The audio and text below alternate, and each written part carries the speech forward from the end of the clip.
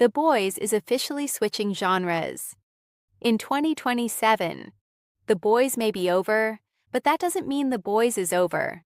The show that started out mocking sprawling superhero universes has, ironically, become one. The Boys franchise has been rebranded the VCU, and we're already 2 spin-off shows deep with more on the way. The Boys just dropped its series finale on Prime Video, and it was about as satisfying a conclusion to the story as we could expect. But it's not really the end. Amazon is going to keep milking this IP until it stops being profitable. Just like Disney is doing with Star Wars, and Warner is doing with DC, and Lionsgate is doing with John Wick. Next year, the Boys universe will continue with a 1950s set prequel series called Vought Rising, which will explore the origins of Vought and the romance between Soldier Boy and Stormfront through the framework of a murder mystery. At times, The Boys' 5th and final season felt more like a precursor to Vought Rising than the epic conclusion of the story at hand. There was an absurd amount of screen time given to Soldier Boy, and barely any given to Huey and Annie and MM in some episodes. Vought Rising will be a massive shift in tone and genre for The Boys franchise. The Boys itself is a twisted parody of traditional superhero narratives and a politically tinged satire of modern consumerism.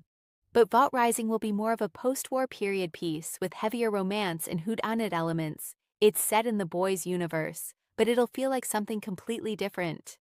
The period setting will give Vought Rising a completely different aesthetic.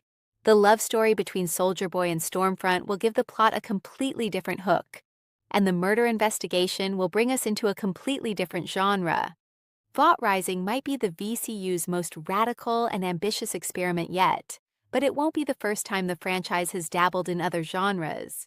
The other major spin-off, Gen V, didn't just shift to a younger main cast. It also shifted to a college campus, where it touched on a whole different TV genre, the teen drama.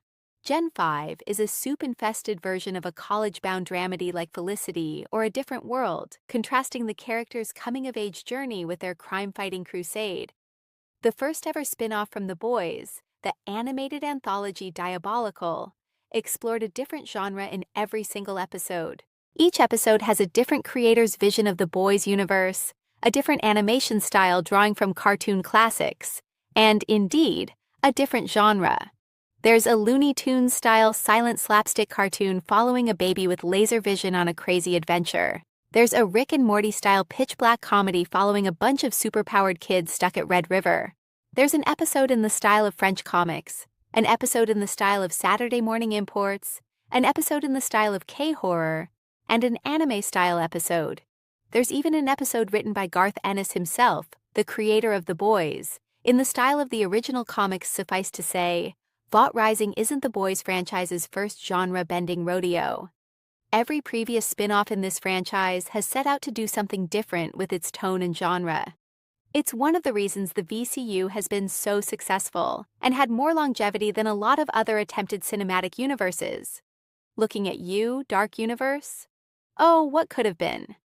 Not only have The Boys spin-offs been consistently great shows, they've all done very different things. So the franchise hasn't settled into a predictable house style like the MCU. Thank you for watching. Write what you think about it. Subscribe to the channel.